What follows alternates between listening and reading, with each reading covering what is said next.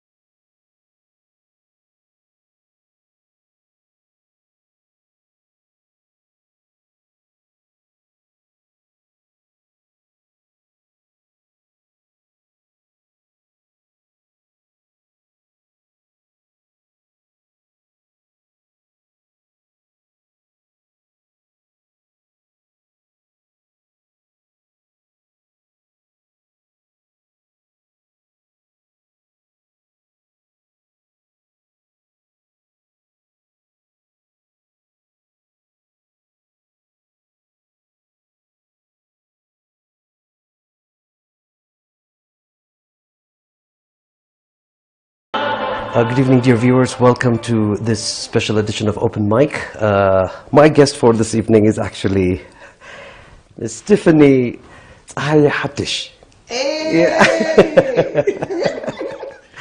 Well, there is no need for introduction, but before I start my usual questions, I just want to express my sincere condolences on the death of your father, the late Hatish, and well, we'll take it from there. And I know you're sad at the moment, and the fact that this was the very reason that you have come to Eritrea to pay respects to your fathers and to bury him in peace in Eritrea.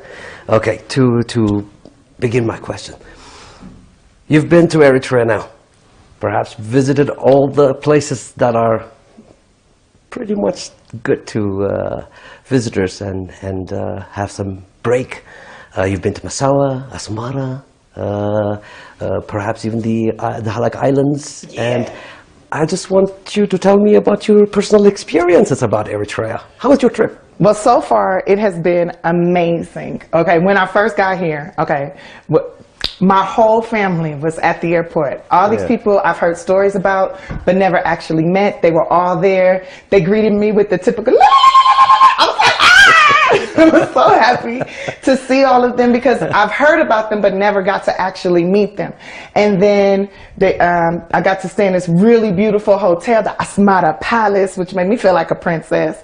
And we went to the cemetery, which is very beautiful, and it was like the most amazing experience for me. And then driving through the city and seeing all the people so peaceful, walking. So why do women always walking? Okay, I need to know. I've seen a lot of women walking and all the men on bikes. Okay, women need to be riding bikes too. Okay, we can ride bikes. We got legs. Anyways, that was really cool. Oh, the food. Oh, so much good food. I went to my cousin's house, my auntie's, and we ate so good. Oh, so good. The injera and the I don't even know how to say all the stuff I ate, but I ate a lot of good stuff. Okay, things I've never eaten before in my whole life, and was delicious. And then we went to Massawa, and the ride to Massawa was like 2 hours, and we went through all these different villages, and I saw where the bottled water comes from. I saw like where they grow the what they call it, what's the stuff you make the injera with? Melina? No. Michela. Michela. I saw the Michela farms and how beautiful it looked, and I thought it was corn. So then I got in an argument with somebody like, no, it's corn. No, it's melena. And so we went back and forth, and then they took me right up to it. I was like, oh yeah, okay, that's melena. Milela? Yeah, Michelle. Michelle. Yeah. Okay, I'm gonna learn. Well, But it was really good. Then we get to Massawa and stay in this beautiful hotel and see all of the Red Sea. And then we go to the beach, the Red Sea. Oh my goodness! I get in the water. I feel like, oh, I'm finally home. Like I'm finally this is where I was supposed to be in a long time ago, you know. And I'm walking through, and the water's so warm, and it feels like I felt like my heart was being healed. You know, I've been through a lot of things, and I was trying to figure out who am I. And now I have way better understanding of who I am and like why I'm on this earth, what my purpose is. And then we got on this boat. It had they call it 4 strokes. It's 4 engines, right? And we go to the islands. We went to the Green Islands, the Halak Islands, and I got to meet the mayor, the mayor of the island. He told me he's gonna get me a husband, so that's really cool. And gave me like an outfit and pulled out all the men and said, "Which one you want?" I said, "Not today, but I'll be back." So. That was really fun. Then we went to the island that had the white sand beach, and we just like played in the water, and I feel like my whole soul was finally like healing, you know. And did you know it's like over 300 islands here? Yes. It's like 320, 300. I was like, yeah, more than 300. Yeah, I had no idea. And I didn't even know there was an island attack. Like, I had no idea. So I felt like I learned so much. And I just can't wait to get back to America just so I could brag and tell everybody, like, did you know that? Like, can't wait. I can't wait. I look forward to it. The attachment, I want to know about the attachments that you felt, because I can see you're getting emotional as you're telling me about these places that you visited. The attachment that has been created in you. I wanted to know more about that. Like I'm seeing the people, right? And I'm seeing, like I could see myself in the people. I'm seeing like little boys being shepherds with the goats and stuff, taking care of the goats, taking care of the camels. I'm seeing that and I'm like, I love animals. I want to, like, I always said when I was a little girl, I'm going to get my own farm. I'm going to have me some goats. I'm going to have sheep and cows. And then I saw cows. The cows here look completely different than the cows in America, which lets me know that they are genetically modifying our cows. You know what I'm saying? Like, I don't even want to eat beef in America anymore. I just want to eat it here because I know that's what a real cow is supposed to look like, you know? So I felt like this is where it's supposed to be. When I eat the food, like, I feel like in America, I eat the food, I feel heavy, fat, wore out, tired. You know, I eat the food here, I feel like, oh, I'm full. But then I feel like, yeah, you know, like just, woo! Like I can do anything, like energy, and feel healthier. And it just, when I put my feet, like, we walking through the dirt and stuff, and the dirt is hitting my feet. Normally, I would have an attitude about that. But now, like, I'm walking, and my feet are getting dirty, I feel like I'm connecting to my land, my earth, where I'm supposed to be. And I just see like, oh, people growing things. I love to grow things, you know, working together. I love working with other people.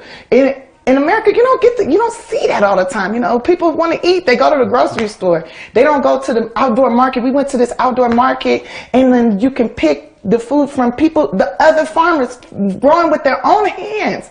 To me, that's like the most amazing thing in the world. And it's human, you know, and it's like soul. It's real. In America, you don't know who's packaging your food. You don't know who's growing it. Like, you don't know where it's coming from. You have no idea, like, if they're poisoning you or not. At least if I buy my food from this person, I'm like, I know what farm you at. I'm going to be right back if I get sick. You know, like, you know where it's coming from. All right.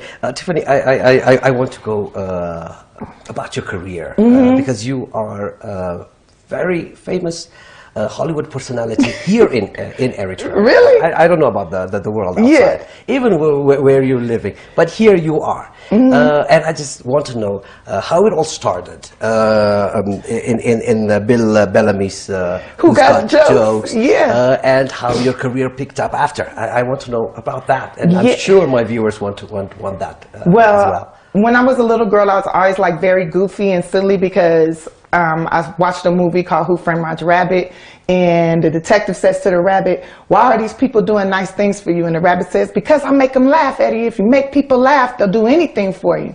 So I said to myself, well, that's what I'm going to do. That's the ticket. This is how I'm going to get people to help me. This is how I'm going to get kids to do my homework. This is how I'm going to make it in life. I'm going to make people laugh. So through that and getting in trouble for making people laugh, because I talk too much in class and getting in trouble and stuff, and I was in foster care, so my social worker, she said, like, you got two choices. You can go to psychiatric therapy or you can go to the Laugh Factory comedy camp. Which one you want to do? So I chose the comedy camp, and there I learned communication skills. I learned confidence.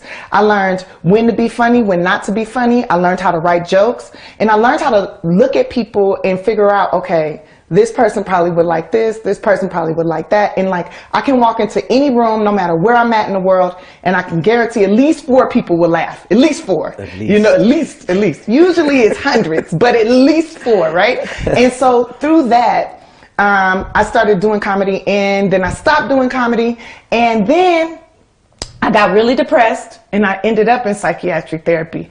And the therapist said, well, what makes you happy? What makes you smile? And I said, when I see people's teeth, when I see people smiling and I hear hee hee hee like behind it, that's the ticket. That's what I want all the time. And she goes, well, get back on stage, start doing stand-up again. So I started doing it again, and I started making money. Like after my 3rd show, somebody paid me to do a show, and they paid me $50 for 15 minutes. I was like, this is it. This is what I'm gonna do for the rest of my life. Like, this is it. And I was really happy with just that. And then I met an agent, and the agent was like, you know, you can make more money at stand-up if you do TV and movies. And I got this show, Bill Bellamy, Who Got Jokes, You Should Do It. So I did it. I won the Los Angeles round. I lost in Atlanta because I got really scared. And from that experience, I learned that no matter how many people are in front of you, no matter what the challenge is, always have confidence and believe in your skills. Like, I have been doing that already, comedy at that point already for like 8 or 9 years. Like, the confidence was, I was afraid. Fear is like the enemy. You can never ever be afraid, especially if you know you have the skills. So from that lesson, I learned always depend on my skills. Always have the confidence to achieve the goals that you're trying to achieve. And from that, it just starts slowly climbing up, start going up. And when I started doing at least one, at first I was kind of lazy. I ain't gonna lie, I was a little lazy after that, because I thought, yeah, that's it, I'm gonna be famous, this is everybody gonna come to me. It don't work like that. You have to do something every single day towards your goal. You have to work every single day towards whatever the goal is. You can't be lazy about it. Maybe take one day off, but I would suggest not. Do at least one thing every day. And if you can do 5 things every day towards your goal, you're going to achieve it faster. So no matter what it is you want to be, no matter what it is you want to do, you will achieve it if you do something every day towards that goal. Wow, that is a and that's how I'm here with you today. That is a lesson we all need to learn from. Tiffany, you've been working alongside Queen Latifah, and you know, the big people in the pictures. Yeah? I want to know the experiences you've gained from them, and you know, perhaps it could also be a lesson that we all need to learn. Yeah, well, Queen Latifah taught me that no matter what anybody says about you or how they try to make you feel, always you have to have love for yourself first. You know, always, because people will say things to be mean. They'll try to tear you down. They'll try to destroy you, because that's just jealous people, you know, and you just have to pray for those people. Those people are hurt people, so they want to hurt you. So you pray for those people, and you do an even better job. You get even stronger. You be even more excellent. And then that way they can't touch you. All they can do is go, man, you are really great. There's nothing they can do to hurt you, you know? And you just, and watch them, stay away from them, you know, let them see you from a distance. Don't be friends with the enemy. Keep the enemy like, I see you. I'm not going to hate on you, but I see you, you know? And that's what she taught me. She also told me if I get drunk to call her so I don't get a DUI. Don't drive. She said, don't drive. I'll send a driver to you no matter where you at. So. Yeah, well, this is actually one of the most beautiful interviews I've had, and I'll be honest with you. But still, I want to know where you like to work. I mean, in filmmaking or stand-up comedies. Which one have you preferred The one to actually okay, involve yourself more? The one I love the most is stand-up comedy. Now, I have done cartoons where I'm just in a booth and I just talk by myself. That is fun, but it's not this. It's not like performing live. And then in the movies, that's super great too, because I'm working with great people like Queen Latifah, Jada Pinkett Smith, Kevin Hart. I just did a movie with Kevin Hart. I've worked with Danny DeVito. I've worked with a lot of really awesome people, right? And that's great. But it's nothing like being right there with the people. Being on stage, live, stand up, it's instant, immediate gratification. You know right away if they like you, if they don't like you, if they agree with your ideas, if they don't agree with your ideas, if you're inspiring them, or they're like, what? I don't like, You know immediately. In the energy, you can feel like, to me, comedy is healing.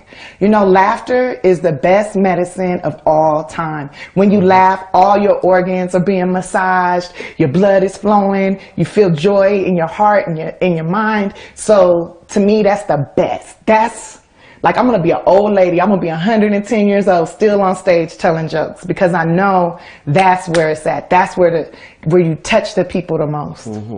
Tiffany, we've also heard that you're going to be the first Black American at the Saturday Night Live. Yeah. And when the competitions are always there in place. Now, I want to know how you feel to have that. To be the very first African-American female stand-up comedian to host Saturday Night Live, it was a great honor. It was amazing. It was very stressful. I did it already, and I'm going to tell you, working on Saturday Night Live, this show has been on the air for 43 years, a long time, before I was even born, you know, and it is not an easy job. You have to be quick. You have to be smart. You have to be funny. You can't be lazy, because it's work, work, work, work, work every single day. But the best part, the most awesomest part is when I actually did it and it was live and you can't stop me. I can just go and I say what's in my heart. And it's the most amazing feeling in the world. And I cried a lot afterwards, because I knew that there were little girls and little boys at home. Like, if she can get there through all the things she's been through, then I know I can do it. And I know they could do it. They probably can do it better than me. And I'm hoping that's what they see, and it just inspires them to just go. You know, it was an amazing feeling. And in your upcoming film, which you've already started filming, and Kevin Hart is there. Yeah, we finished it already. They're editing it now. It's coming out, I think it's September in the States. I don't know when it'll be here, but it's called Night School, and I get to be a teacher, and it is hilarious. We had so much fun working on it. Kevin Hart's like my big brother, and he's always like mentoring me and giving me good advice and teaching me how not to get in trouble. Yeah. Well, now I'm going to bring you back to Eritrea, and your personal attachments to it is through my father. Your father, the late Zahaye Hadish.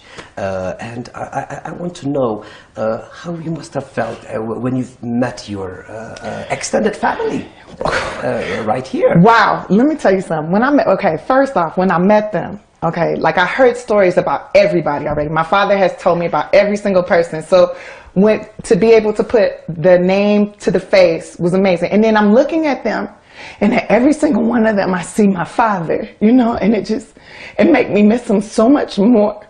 And it feels really good, but it also hurts a lot, because I can't hug him anymore. I can't call him and say, Daddy, they're making me mad, what to do? And so I'm like, will I be able to call them and ask them for help, or ask them to, I don't need help. I just need somebody sometimes just to talk to feel connected with my blood, you know? And I got this auntie. She looks just like my dad to me so much, and then she has the same personality like me, and she's talking to me, and she's like, Aroma Alawi, Zahaye Alawi, Hadish, and she's like dancing and stuff. I'm like, yeah, we're having the best time. And I'm like, I understand probably only 4% of what she's saying to me, but I am loving every moment of it. It's like being with my dad again, because me and my dad, when we see each other, we dance, we laugh, we hug, we cry, we talk about everything.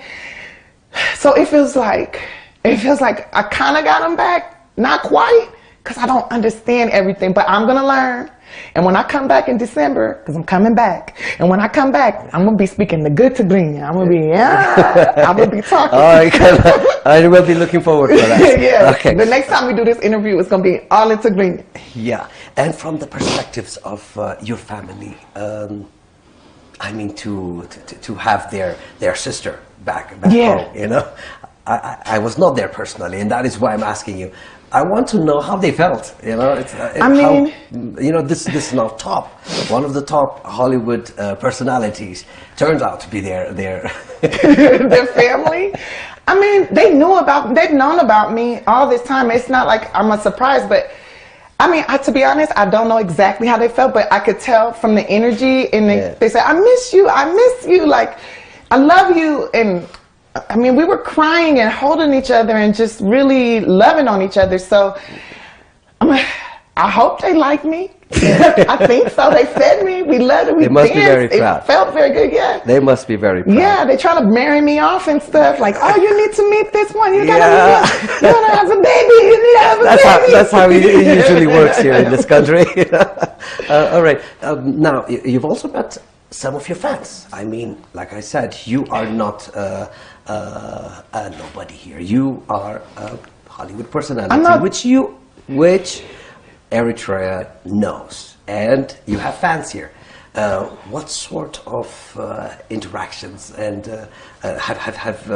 have you felt amongst your fans? Well, when I first got here, there was like this group of guys that were from Germany, and they instantly knew who I was. I had to take pictures with all of them, and I had just woke up, and I was just trying to get some breakfast, like taking all these pictures down in the restaurant to eat in the hotel, and then some girls called my hotel room. I didn't even know who they were or anything, and they're like, "Are you Tiffany Haddish?" I said, "Yeah." They're like, "Oh my God, I can't believe you're here. Oh my God." They were so excited and so happy. And then, oh my goodness, just today we were in the market, like downtown Asmata Market, and we're shopping and stuff. And I just said, "Oh, take a picture of me and this, like right here." So I had my friend take a picture, and then as soon as I take a picture, this guy comes in, "Oh my God, take a picture. Will you take a picture with me, please?" I'm like, "Yeah, sure." He's like, "Oh, I can't believe you're really here. You really are here." And I'm like, "Yeah, I'm really here."